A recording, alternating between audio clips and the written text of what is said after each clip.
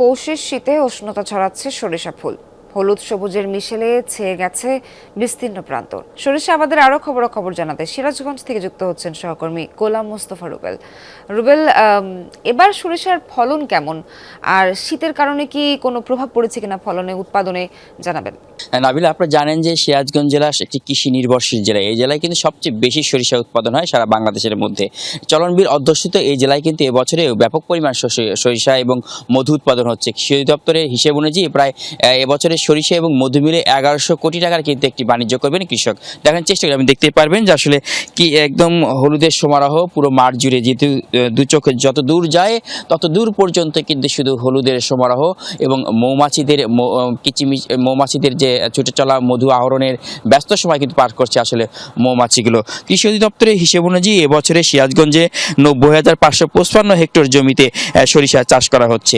কৃষকরা বলছেন যে প্রতি বিঘাতে তাদের 5 থেকে 6,000 টাকা খরচ করে প্রতি বিঘাতে তারা কিন্তু 7 থেকে 8 মণ সরিষা এবছর উৎপাদন করতে পারবে। এই সরিষা থেকে মধু উৎপাদনের জন্য প্রায় 3,000 মৌ বক্স বসানো হয়েছে। 2 শতাধিক এখানকার যারা মৌচাষী রয়েছেন তারা কিন্তু এই মৌ বক্সগুলো বসিয়ে তারা এখানকার থেকে মধু আহরণ যে করা হচ্ছে, সেই আহরণ কিন্তু মধু কিন্তু তারা বাজারজাত করছেন। একদম খুব ভালো একটি মূল্য পাচ্ছেন এখানকার মৌচাষীরা।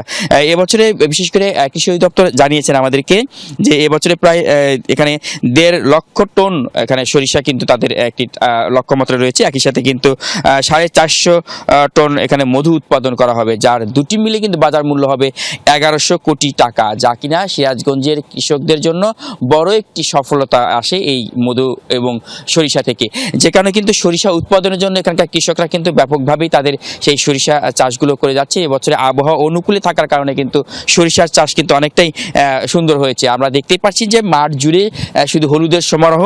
এই হলুদের সমারোহের মধ্যে দিয়ে বিশেষ করে চলনবিল অধ্যুষিত যে সমস্ত এলাকাগুলো রয়েছে সবগুলো এলাকা জুড়েই কিন্তু আসলে এবার সরিষার ব্যাপক চাষ হচ্ছে। এবার যদি আবহাওয়া এই অনুকূলেই থাকে তাহলে কিন্তু লক্ষ্যমাত্রা যে রয়েছে সেই লক্ষ্যমাত্রা কিন্তু ছাড়িয়ে যাবে বলে মনে করছেন কৃষকরা। তবে কৃষি অধিদপ্তর বলছেন যে প্রতি বছরে নয়, এবছরে কিন্তু আসলে আমাদের লক্ষ্যমাত্রা সেটি কিন্তু ছাড়িয়ে যাবে সরিষাতে, যদি আবহাওয়া সেটি অনুকূলে থাকে। যদি এখন পর্যন্ত আবহাওয়া অনুকূলে রয়েছে, বিশেষ করে মধুতে কিন্তু এবার ব্যাপক পরিমাণে একটি সাড়া জাগিয়ে তুলেছেন।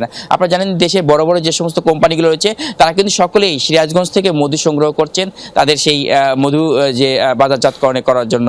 একই সাথে সরিষার তেল জাতীয় যত কোম্পানিগুলো রয়েছে সকলেই কিন্তু আসলে সিরাজগঞ্জের কৃষকদের দ্বারে দ্বারে আসছেন সরিষা এবং মধুর জন্য। এই ছিল আসলে সিরাজগঞ্জ সবকিছু মিলে কিন্তু আসলে এবার মধুর ব্যাপক এবার লক্ষ্যমাত্রা যেটি রয়েছে সেটা কি ছাড়িয়ে যাবে মনে করছেন কৃষি অধিদপ্তর। নাবিলা, রুবেল, আপনাকে অনেক ধন্যবাদ।